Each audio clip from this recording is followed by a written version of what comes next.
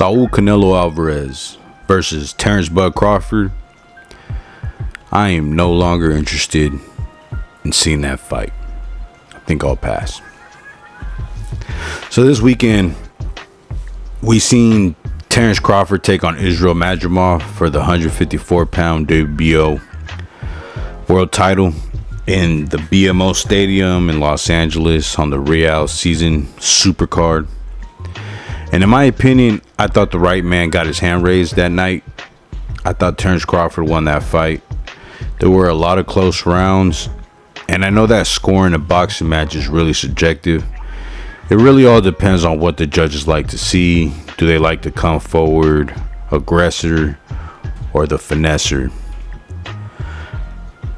But the overall scorecards read 115 to 113 and 116 to 112, and that sounded about right to me. One thing I will say about the Crawford versus Canelo fight is that Canelo's style would favor Crawford a lot more than Israel Madrimov's herky-jerky style.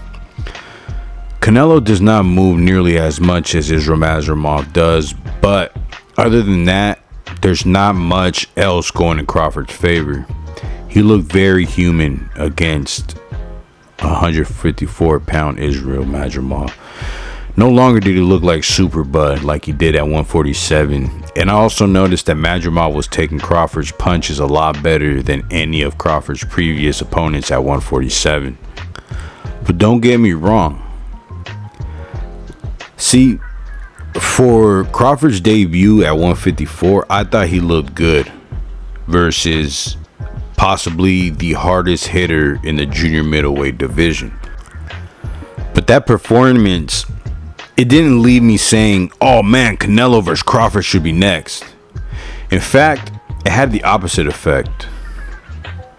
It had me saying Terrence Crawford should not move up all of those divisions to fight Canelo, because I am a Terrence Crawford fan, and in my opinion, Terrence Crawford is second to Alexander Usyk as the best pound-for-pound fighter in the world.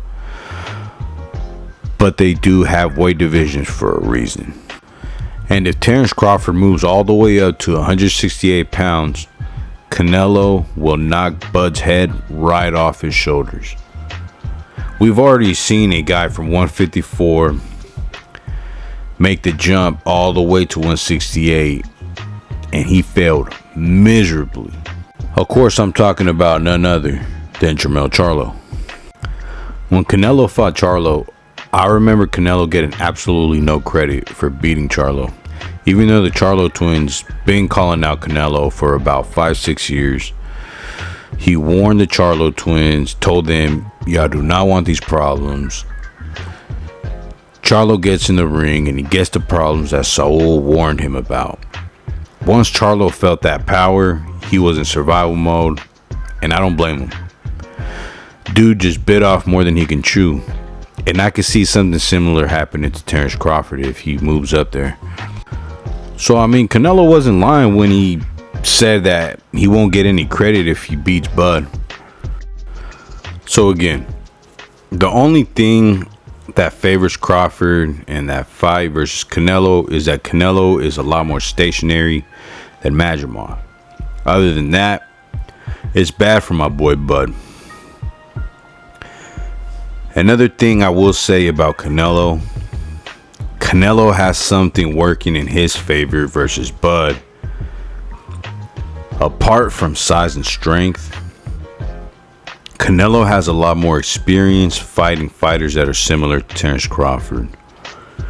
Canelo has fought Floyd Mayweather, Erislandy Lara. He's fought Triple G 3 times, Daniel Jacobs, Bivol, Sergey the Crusher Kovalev. What these guys have in common with Crawford is that all these guys are very talented and very skilled counter punchers, similar to Terrence Crawford.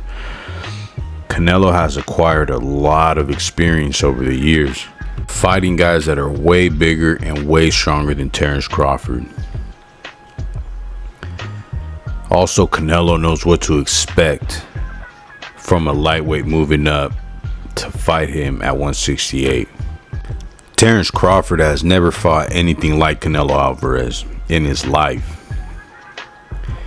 And that will be the biggest deciding factor in the fight. And what do I mean by that? What do I mean by Crawford has never faced anything like Canelo in his life? Well, size and strength isn't the only thing that Canelo has going for him against Bud. He's not just this brute that's going in there to push his weight around against a smaller man. But you have to remember that this is Canelo Alvarez. Whether you hate him or you love him, Canelo is still, pound for pound, one of the best boxers in the world. Don't get it twisted. Canelo can still set traps. He can bob and weave and stick and move with the best of them. I think he's proven that. But just because the Canelo fight is no longer an option for Bud, there's still all kinds of options for Bud Crawford. Keep in mind, he did just defeat the WBA boss at 154. And in my opinion, Israel Madrimov is one of the best, if not the best, at 154. He still KOs Sebastian Fundora. Plus, this weekend you've got Vergil Ortiz versus Sergey Bokaczuk going head to head for the WBC interim belt. Now that's a way better matchup for Bud. I'd rather see the winner of Bokaczuk versus Ortiz take on Bud instead of the Canelo fight any day. But His Excellency Turki Al-Sheikh did mention Vergil. I don't know if he meant whether he wins or lose, but I'm riding with Turk and I'm riding with my boy Vergil. I got Vergil stopping Sergey Bokaczuk. I know it won't be an easy fight, but I think Vergil's got this one. But what do I know?